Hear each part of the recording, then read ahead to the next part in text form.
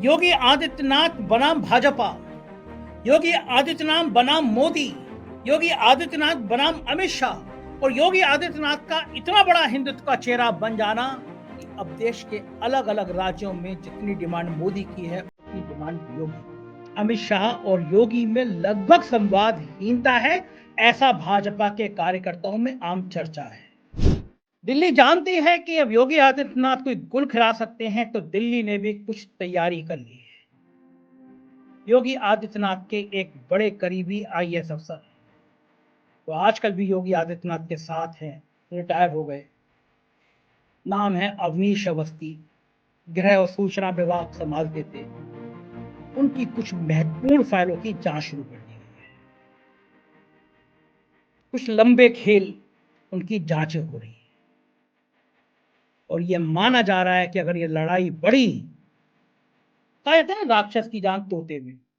हालांकि मुझे लगता नहीं कि योगी आदित्यनाथ की जान अवनीश अवस्थी होंगी, लेकिन अवनीश अवस्थी के कुछ बड़े चीजें, कुछ बड़े कारनामे ऐसे हैं जिन पर दिल्ली दरबार ने लेंस लगा के निगाह शुरू कर दी। आज सुबह मेरे मित्र मुझसे दीपावली मिलने के बाद में आए और मुझसे उन्होंने एक लाइन कहा, बोला कि चुनाव के बाद योगी आदित्यनाथ हटा दिए जाए। लेकिन फिर ये जोड़ा, अगर योगी आदित्यनाथ को पहले समझ आ गया तो साहिब सत्ता आएगी नहीं, वो योगी आदित्यनाथ को हटाने की स्थिति में आ ही नहीं पाएगी। भाजपा के कई लोग प्रचारित कर रहे हैं कि कांग्रेस अकेले लड़ेगी, कुछ खेमा कह रहा है कांग्रेस बसपा के साथ लड़ेगी, कोई कह रहा है कांग्रेस सपा के साथ लड़ेगी। वो चाहते हैं कि इस तरह की खूब चर्चाएं हो जाए। संघ और भाजपा से मिले जुले लोग आजकल इन चर्चाओं को करने में लगे हुए हैं। उनको डर है कि कहीं चुनाव से पहले सपा, कांग्रेस और बसपा का एक गठबंधन बन गया, तीनों दल एक इंडिया गठबंधन के बैनर के तले आ गए, तो कहीं भाजपा सिंगल डिजिट में ना सिमट के रह जाए उत्तर प्रदेश में। नमस्कार, मैं हूं संजय शर्मा, आप देख रहे हैं 4 PM न्यूज नेटवर्क। राजनीति बड़ी निर्मम होती है, किसी को भी मौका नहीं देती और राजनेता किसी के नहीं होते। ये बात अब प्रधानमंत्री नरेंद्र मोदी को समझ आ रहा होगा कि जो उन्होंने दूसरों के लिए किया, अब वही चादर उनके लिए बिछ रही है। जो उन्होंने दूसरों की राह में रोड़े अटकाए, वही अब कांटे बनकर उनके मार्ग में आ रहे हैं। योगी आदित्यनाथ और मोदी के रिश्ते क्या हैं, योगी आदित्यनाथ और अमित शाह के रिश्ते क्या हैं, ये बलिया से लेकर लखनऊ तक और लखनऊ से लेकर दिल्ली तक भारतीय जनता पार्टी का हर कार्यकर्ता, हर नेता जानता है। राजनीतिक गलियारों में, नौकरशाही में, चिंतकों में, पत्रकारों में एक लाइन कही जाती है। कहीं सुन लीजिए, आप दिल्ली में सुन लीजिए, यूपी में सुन लीजिए, बलिया में सुन लीजिए, नोएडा में सुन लीजिए। लाइन है कि अगर मोदी इतनी ताकत से आ गए तो वो योगी को निपटा देंगे और मोदी प्रधानमंत्री नहीं बन पाए तो अगले प्रधानमंत्री पद के उम्मीदवार योगी आदित्यनाथ होंगे। एक रिपोर्ट गई है दिल्ली के पास, दिल्ली दरबार के पास, साहिब के पास। मेरे एक पॉलिटिकल मित्र, पॉलिटिकल कम विचारक मित्र, जिनकी संघ में, जिनकी भारतीय जनता पार्टी में बहुत गहरी पैठ है, मेरे बहुत पुराने मित्र हैं, बहुत विश्वस्त आदमी हैं भारतीय जनता पार्टी के। उन्होंने मुझे बताया कि एक रिपोर्ट गई है दिल्ली दरबार के पास और उस दिल्ली दरबार के पास जो रिपोर्ट गई है उसने मोदी जी की रातों की नींदें उड़ा दी है। उस रिपोर्ट में कहा गया है कि उत्तर प्रदेश में घोसी जैसा रिजल्ट हो सकता है अगर आप अलर्ट नहीं हुए, क्योंकि शायद योगी आदित्यनाथ की नाराजगी, उनका कुछ राजनीतिक कौशल उत्तर प्रदेश में बड़ी संख्या पर सीटें हरवा सकता है। और इस रिपोर्ट के सामने आने के बाद साहेब और छोटे साहेब को समझ आया कि 5 साल तक, 6 साल तक जिस तरह उत्तर प्रदेश की सरकार में दखल दिया गया, योगी आदित्यनाथ को समझ आ गया कि सूद सहित वापसी करने का समय अब आ गया है। सारी राजनीतिक बिसात ऐसी बिछ गई है कि अब साहिब चाहकर भी योगी आदित्यनाथ का कुछ कर नहीं सकते। आज सुबह मेरे मित्र मुझसे दीपावली मिलने के बाद में आए और मुझसे उन्होंने एक लाइन कहा, कोरा कि चुनाव के बाद योगी आदित्यनाथ हटा दिए जाएंगे। लेकिन फिर ये जोड़ा, अगर योगी आदित्यनाथ को पहले समझ आ गया तो साहिब की सत्ता आएगी नहीं, वो योगी आदित्यनाथ को हटाने की स्थिति में आ ही नहीं पाएंगे। थोड़ा पीछे ले चलता हूं मैं आपको। राम मंदिर, साहेब दीपावली मनाने गए सैनिकों के साथ, जवानों के साथ। उनकी ट्वीट वाली श्रृंखला में आप जाके देखिए, जवानों के साथ दीपावली मना रहे हैं और लिख रहे हैं राम है तो अयोध्या है, और फिर जहां जवान होते हैं वहां मेरा मन लग जाता है। इस तरह की चीजें साहेब को समझ आ गया है कि अयोध्या और भगवान राम का मंदिर ही उन्हें अब उत्तर प्रदेश में नए सिरे से और मजबूत ताकत से खड़ा कर सकता है। और योगी आदित्यनाथ को भी समझ आ गया है कि जब राम मंदिर का शिला पूजन हो रहा था तो उस समय फोटो प्रधानमंत्री नरेंद्र मोदी ने अकेले खिंचवाई थी, रामलला के सामने लेटे हुए खिंचवाई थी, योगी आदित्यनाथ को किनारे कर दिया गया था। तो अब योगी आदित्यनाथ को समझ आ गया है कि वो देश को बता सके कि राम मंदिर की जो यात्रा है, राम मंदिर का जो आंदोलन है, राम मंदिर का जो निर्माण है, उसमें योगी आदित्यनाथ की भूमिका को नजरअंदाज किया नहीं जा सकता। यही कारण है कि अचानक योगी आदित्यनाथ अपनी पूरी कैबिनेट बैठक अयोध्या करने पहुंच गए। संदेश देना चाह रहे थे वो कि अयोध्या उनके ब्रांड का हिस्सा है। तब दूर मध्य प्रदेश में कहीं प्रधानमंत्री भी अयोध्या का जिक्र करना उनकी मजबूरी हो गया। प्रधानमंत्री को इन चुनावों में अपने विकास के एजेंडे की कोई बात ही याद नहीं आई। मैं मध्य प्रदेश गया तो वहां होर्डिंग लगे हुए थे कि राम मंदिर का विकास करा रही है भाजपा, राम मंदिर का निर्माण करा रही है भाजपा, राम मंदिर को नए सिरे से विकसित तरीके से बना रही है भाजपा, राम मंदिर का भव्य निर्माण करा रही भाजपा सरकार। कई जगह मैंने अलग अलग भाषा शैली में होर्डिंग लगे देखे, मुझे हंसी भी आई। 9 साल तक हमारे विश्व गुरु काम करते रहे, एक फोन से रूस और यूक्रेन का युद्ध रुकवाते रहे, और जब चुनाव आया तो चुनाव में उन्हें राम मंदिर याद आया। होर्डिंग लगे तो राम मंदिर के लगे।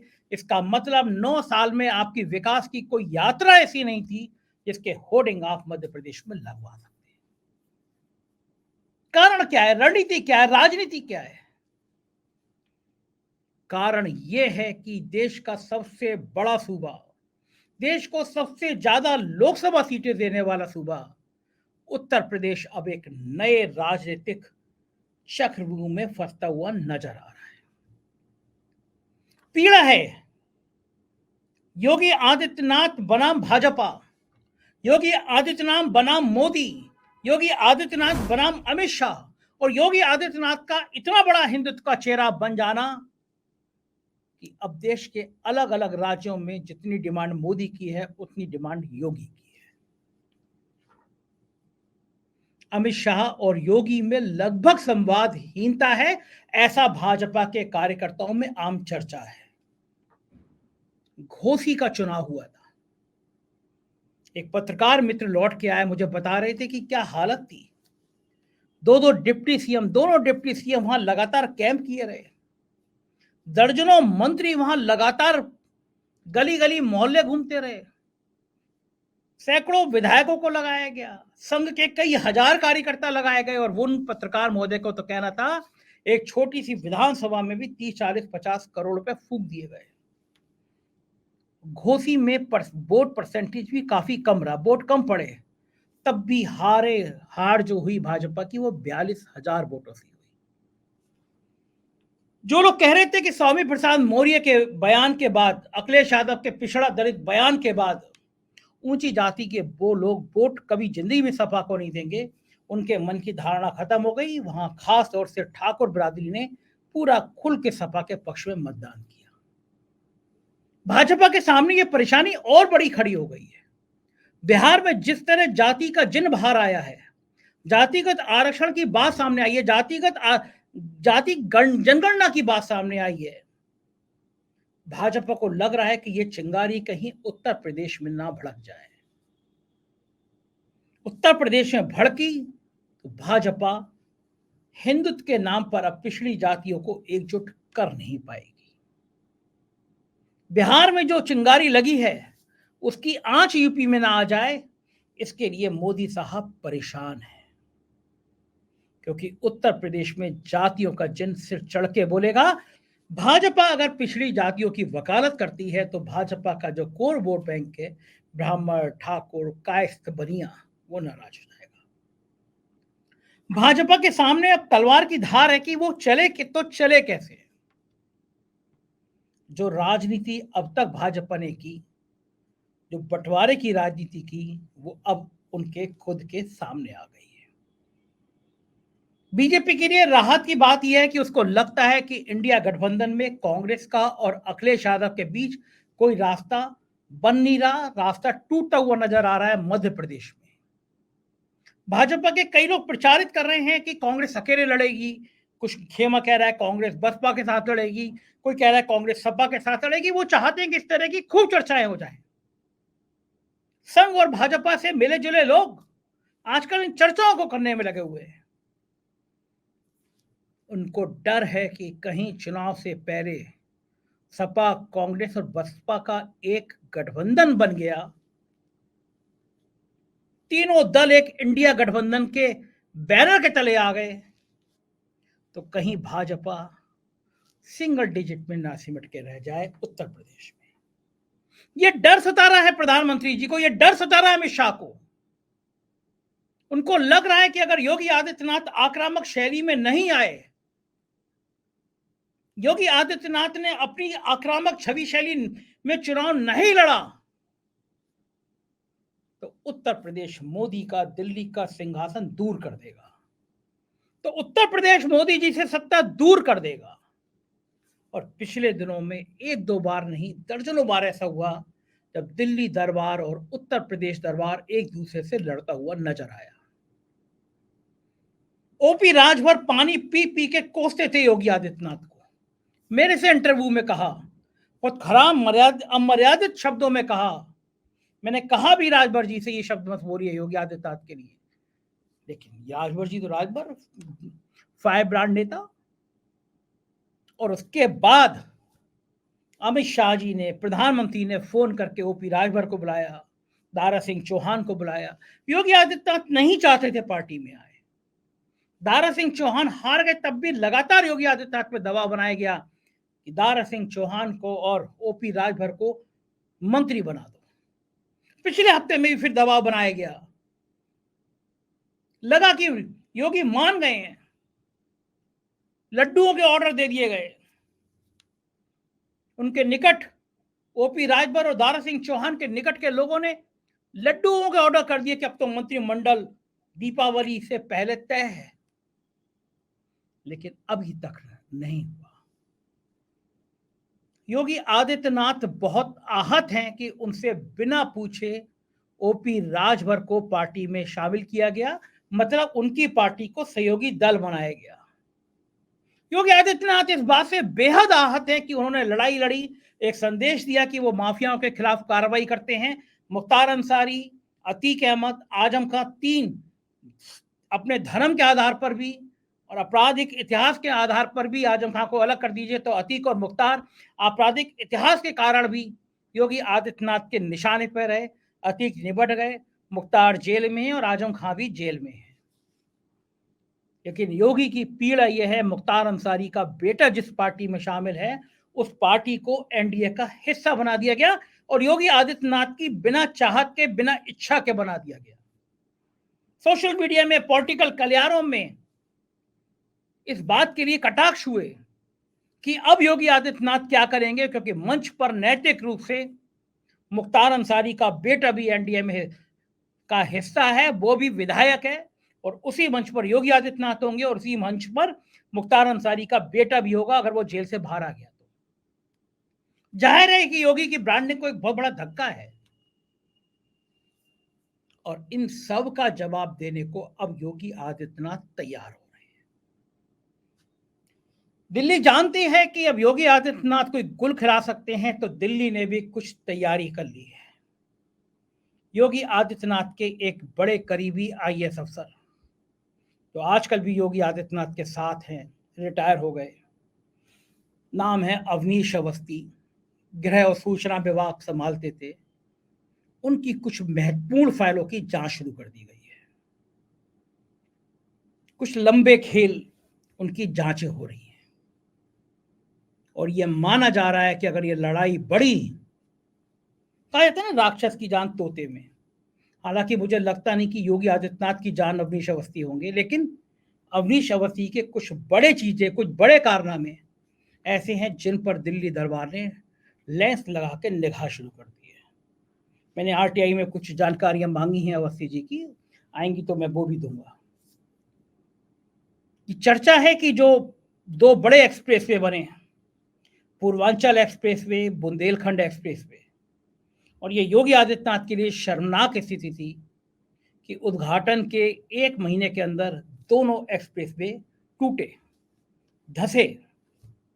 पूरे देश में मजाक उड़ी कि प्रधानमंत्री ने जिन एक्सप्रेसवे का उद्घाटन किया वो 1 महीने के अंदर धस गए, कई जगह से धस गए। उनके भ्रष्टाचार की बात सामने आई। पूर्वांचल एक्सप्रेसवे में काफी सारी कंपनियां रखी गई, हटाई गई, मानक कम किए गए, अब वो सब पड़ते परदर परत खुल रहे हैं। आगरा लखनऊ एक्सप्रेसवे के टोल का मामला भी खुल रहा है, जब अवनीश अवस्थी यूपीडा के इंचार्ज थे, कि किस तरह उन्होंने एक कंपनी को टोल का नियम विरुद्ध जाके काम दे दिया गया। इस तरह के बहाने करके योगी आदित्यनाथ को घेरने की कोशिश की जा रही है, लेकिन ये बात तय है कि योगी आदित्यनाथ इन सब चीजों से, घेराबंदी से ऊपर उठ चुके हैं। वो मानते हैं कि आगे नाक ना पीछे पगा, मेरे आगे पीछे कुछ नहीं है। और लोग ये भी तेवर जानते हैं, योगी आदित्यनाथ को गुस्सा आया तो ये ले अपनी लपट कमरिया, बहुत ना नचाए, और छोड़ के वो गोरखपुर चले जाएंगे। पिछली बार भी जब नाराजगी की बात आई थी, संघ के प्रमुख लोग थे तो वो गोरखपुर नाराज होकर बैठ गए थे। ये चीजें दिल्ली को परेशान कर रही है, क्योंकि अब 4-5 महीने बचे हैं, अब समय नहीं है, अब उतना टाइम भी नहीं है, अब उतना क्षमता भी नहीं है कि अब ऐसी चीजों में एनर्जी लगाई जाए। 3 दिसंबर को चुनाव नतीजे आ रहे हैं, लोग बता रहे हैं कि भाजपा के अनुकूल नहीं होंगे, और अगर कहीं 5 और राज्य भाजपा हार गई तो सवाल फिर मोदी के नेतृत्व पे खड़े होंगे। सवाल ये खड़े होंगे कि अब मोदी का चेहरा और चेहरा नहीं बचा जिसके दम पर चुनाव जीता जा सके। संघ ने, ऑर्गेनाइजर ने पहले ही कह दिया था कि अब राम मंदिर और मोदी के चेहरे पे चुनाव नहीं जीता जा सकता। इन 5 राज्यों के नतीजे अगर खराब आए, भाजपा के खिलाफ आए, तो इस धारणा को और बल मिलेगा कि सिर्फ मोदी के चेहरे पर चुनाव नहीं जीता जा सकता। ऐसे में फिर योगी आदित्यनाथ का कद भी बढ़ाया जाएगा। तो जाहिर है ये दिल्ली और यूपी की जंग, दिल्ली के नेताओं और यूपी के नेताओं की जंग, ये योगी आदित्यनाथ की घेराबंदी, और पिछले कुछ दिनों से चर्चा चल रही है कि एक दलित को डिप्टी सीएम और बनाया जाए, यानी 2 डिप्टी सीएम के बाद एक दलित भी डिप्टी सीएम बना जाए। उत्तर प्रदेश में पिछड़ों और दलितों की राजनीति को तेज करने की मुहिम चल रही है। जाहिर है देश में सबसे ज्यादा लोकसभा सीटें देने वाला ये राज्य आने वाले कुछ दिनों में और राजनीति में रहेगा। योगी आदित्यनाथ अगर अपनी पर आए तो मोदी जी की राह में वो कांटे बिछ जाएंगे जिन कांटों से होकर मोदी जी को सत्ता हासिल करनी है, और वो कांटे इतने नुकीले हैं कि सत्ता शायद उनसे दूर हो जाएगी।